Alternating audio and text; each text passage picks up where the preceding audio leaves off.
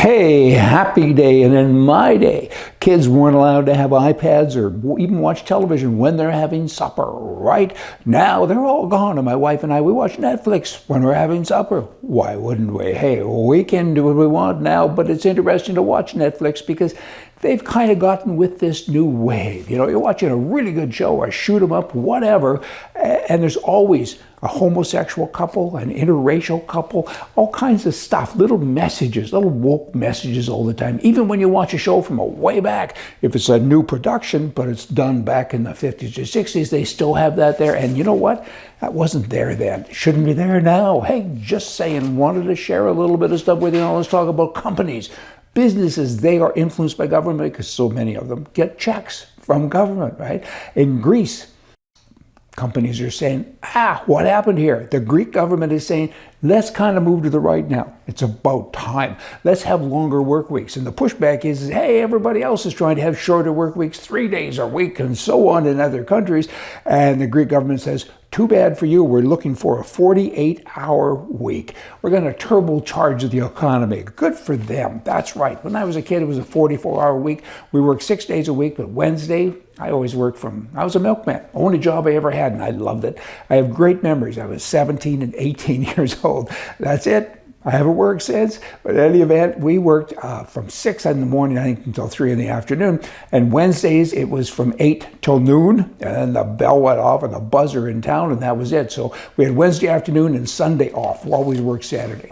And now these little whacks are complaining about working. It's not the people who are working that are complaining. It's the union bosses, the left-wing leaders that are complaining.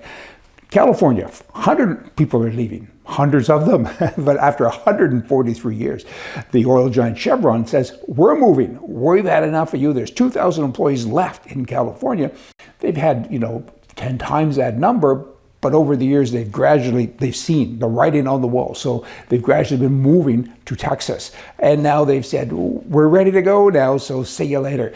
Your taxes, your red tape, the craziness that you liberals do all the time is making us join the other people that have left. And so many have left. Big companies and people as well. And California is such a wonderful place. I mean, it would be a great country, wouldn't it? I mean, it's got everything. You can ski, you can pick an orange off a tree.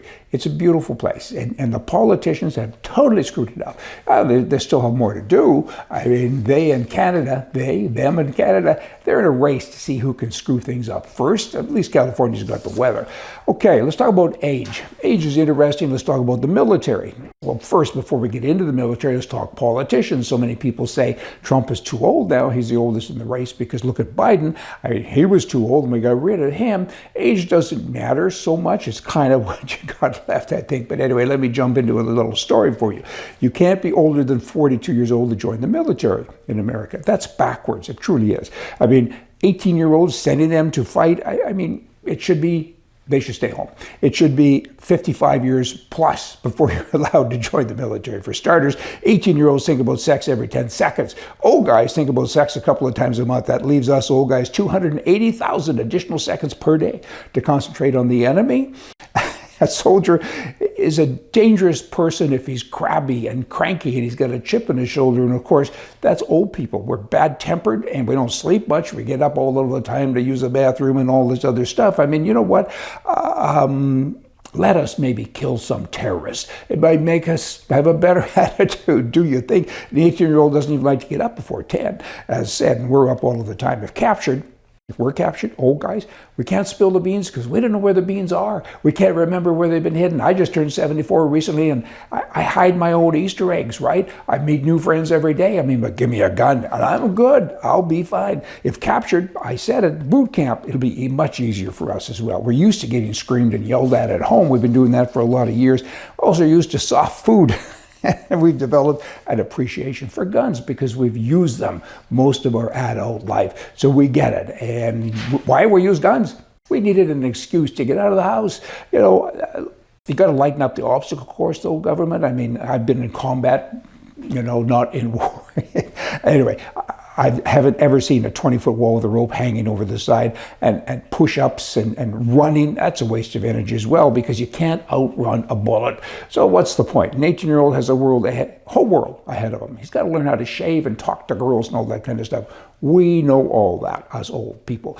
Keep the kids at home. Let us track down the terrorists. The last thing that an enemy wants to see is a bunch of crabby old guys with automatic weapons. And if you really want to scare the terrorists, take the 50-year-old women in menopause, put them on border control. They'll have it done in a day. Hey, just saying. Now I got more for you. I don't have any more. That's it for the day. Be right. You got it? Be right. See ya.